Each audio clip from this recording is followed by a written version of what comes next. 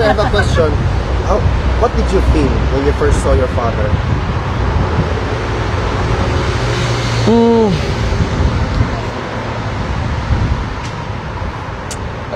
Honestly, mix ang emotions ko kasi tatay mo yan eh. He's 80 years old. Sabi niya nga 84 siya.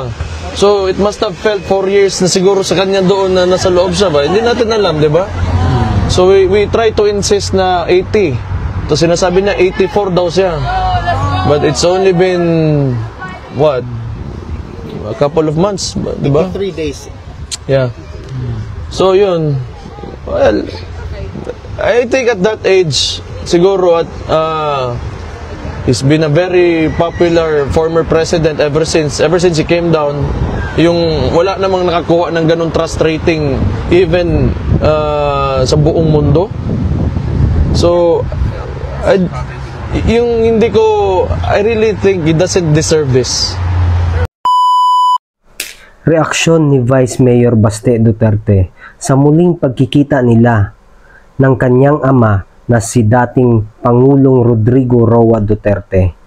Mula nang dalhin ito sa Dahig, ayon kay Vice Mayor Baste Duterte, labis siyang nalungkot dahil sa kapansin-pansin ang pangangayayat ni FPRRD. Anito, nagsilbi si FPRRD sa bayan at nakakuha pa ng mataas na trust rating kahit na tapos na ang termino nito. Dagdag pa ni Vice Mayor Baste, hindi deserve ni FPRRD na madetine. Ito at ating panoorin ang buong video at bigyang reaksyon. Ikaw na?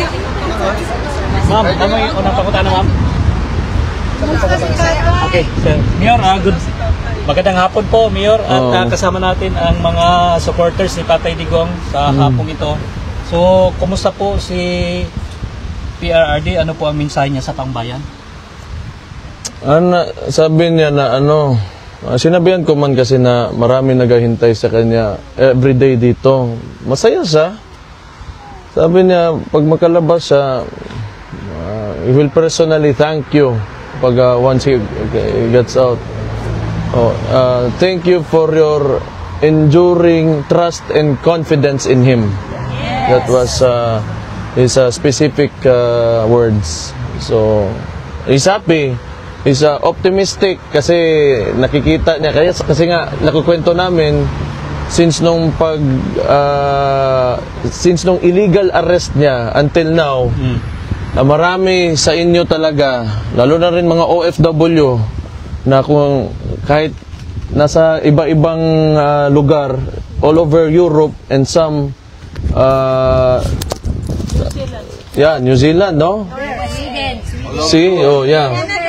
So marami sa atin na hindi from Netherlands, but you know, from really far away.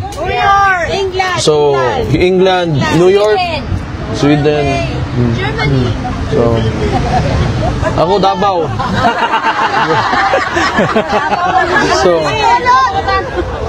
So aware siya na ganon yung sitwasyon. So I think he's happy. Though you know, kasi nasa loob siya eh. You know, that takes away a lot of strength from you.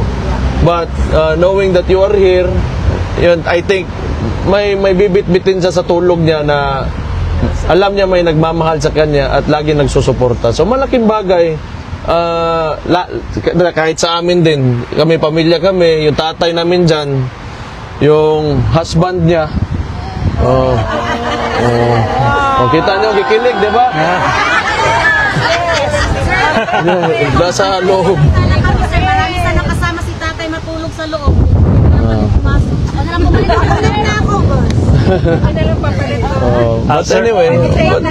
But anyway, okay naman. Masaya kami. You know, as a family, masaya kami na nandyan kayo because di naman tayo magkadugo. Ano ba? I know, but nobody ever told you to do this. No. I know that you're doing this out because gusto nyo lang and you really believe in him. Yeah. Yes. So, maraming salamat sa inyo. Wala akong masabi. Siguro kung walang ganitong klaseng suporta from the Filipinos, ayaw ko na rin. You know, okay, ang hirap eh. Ang hirap ng sitwasyon. We are against an entire administration. So, hindi, pag wala kayo, wala. Baka bukas nga, wala na ako, di ba? Hindi natin alam eh. But I know that my father and especially my sister also ngayon, na nandyan pa, is protected by the people. Yes. Yeah. Sir, That's why 2028 senador. Okay ra ko. Yun yan, may magbanday sa Davao. Okay ra. Di, magkataas imuhang posisyon, magkadako imong problema. Dire ra ko sa kanang kuan, Davao ra ko, ay ko ninyo gilabte. Sir, may pag-uusap po ba kung ano yung mga priority programs ng projects ni PRD as Mayor of Davao City? Wala man, kay nangumusta lang siya sa Davao. So, yung tinanong niya kung ano status, sabi ko okay naman, yung turnout ng elections shows that they still believe in him.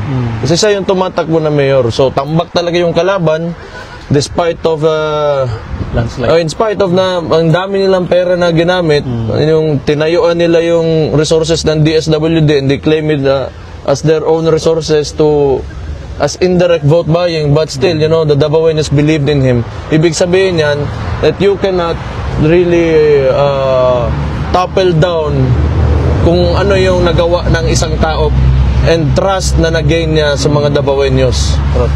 So, luckily, ako, si Duterte din, anak niya, kasama ako doon, nadamay lang ako, kumbaga, so nakuha ko rin yung boto, mostly na nakuha niya.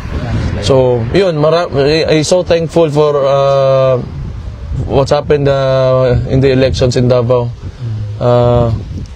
Wala ba kayong napag-usapan, Mayor, kung kailan po yung panunumpa ni PRD? Wala pa naman kasi wala, nangumusta lang ako. Yun lang inuna ko, yung health niya o how he's feeling. So, Mayor, ambot, wako nang utaw, hindi ako nagtanong. Next time, bukas, pangutanong ako. I have a question. What did you feel when you first saw your father?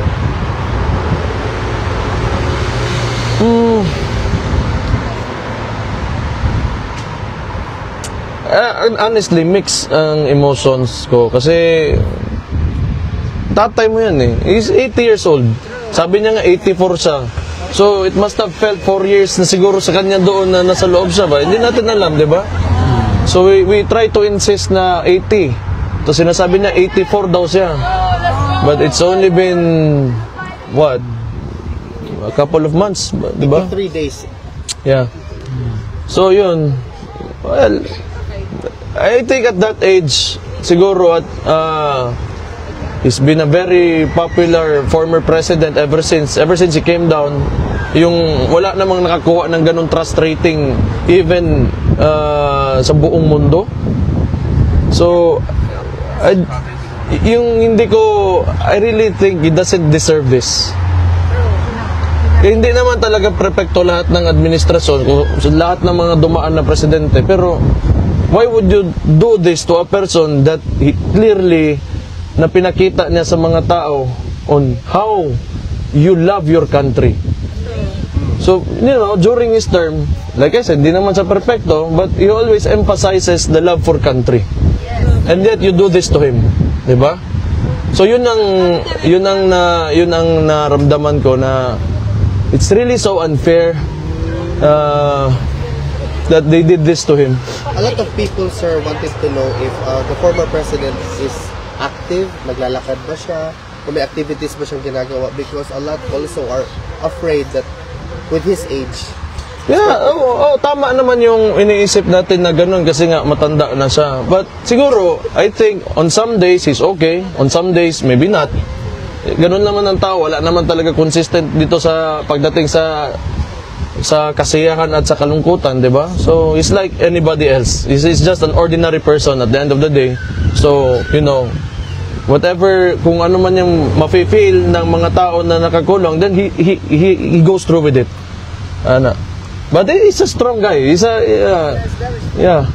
So, there's a lot of reason for us to be optimistic about that. Yeah.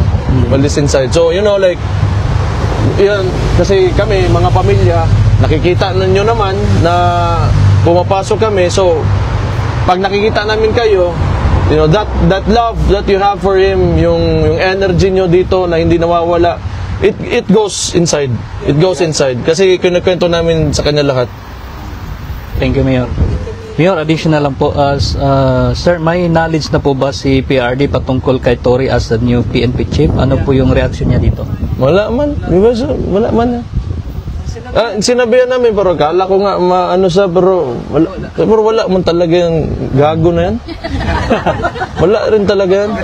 You know, like, kasi